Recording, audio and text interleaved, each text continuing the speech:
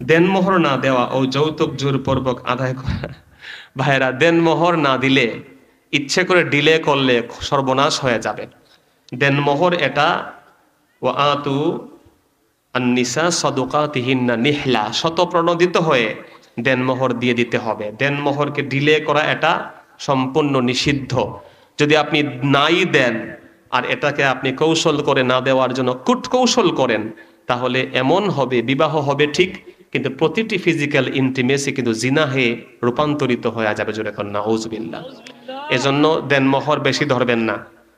দেনমোহরের ক্ষেত্রে অনেকে চালাকি করে, ছেলেরা অনেকে চালাকি করে, ইমোশনালি ব্ল্যাকমেল করে, ভাই মোহরে ফাতেমি দিয়ে দিবেন। মোহরে ফাতেমি খুব বেশি না, 1.5-2 লাখ টাকা, বুঝেন নাই, 500 দেরহাম, দেখা যায় 1,36,38,000 টাকা।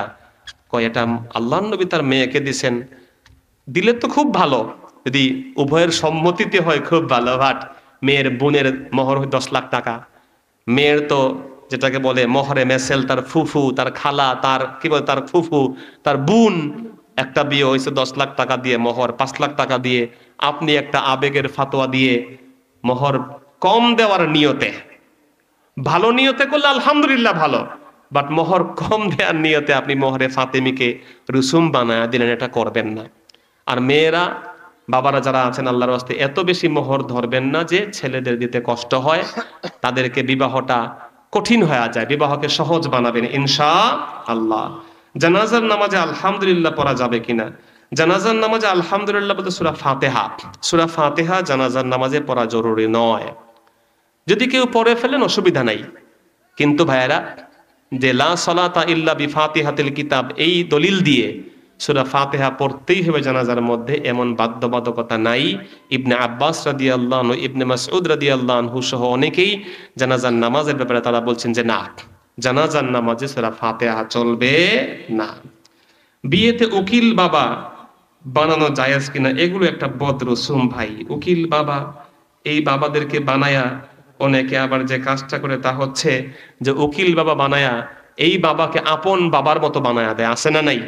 এই উকিল বাবা আবার মেয়ের সাথে দেখাশোনা করে, যাতায়াত করে, পর্দার লঙ্ঘন হয়। এই বিষয়গুলো আল্লাহর ওয়াস্তে করবেন না, এটা বদ রসুম, এটার কোনো প্রয়োজন নাই, কোনো প্রয়োজন নাই, এটা করবেন না।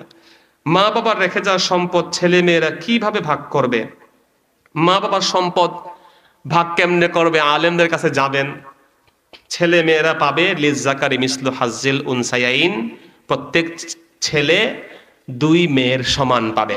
অর্থাৎ বাবা যদি 3 লাখ টাকা রেখে মারা যান, উদাহরণস্বরূপ, ছেলে পাবে 2 লাখ টাকা, মেয়ে পাবে 1 লাখ টাকা। এই ক্ষেত্রে ইসলাম মেয়েকে ঠকায় নাই, কারণ ছেলে যখন নিজে বিয়া করবে তখন 2 লাখ টাকা মোহর দিয়ে পথের ফকির হতে হবে, ঠিক কিনা? আর মেয়েটা যখন বিয়ে বসবে, বিয়ে করবে, তার অটোমেটিক আরো 2 লাখ টাকা সে মোহর পেয়ে 3 লাখ টাকার মালিক হয়ে যাবে। তার 1 টাকাও খরচ করার কোনো রেসপন্সিবিলিটি ইসলাম দেয় নাই। বাট ছেলেদের জন্য সংসারের ব্যয়ভারের দরকার আছে না নাই? না দিলে খবর আছে না নাই? এই জন্য ভাইয়ারা, আল্লাহ তাআলা আমাদেরকে হেফাজত করুন, আমিন।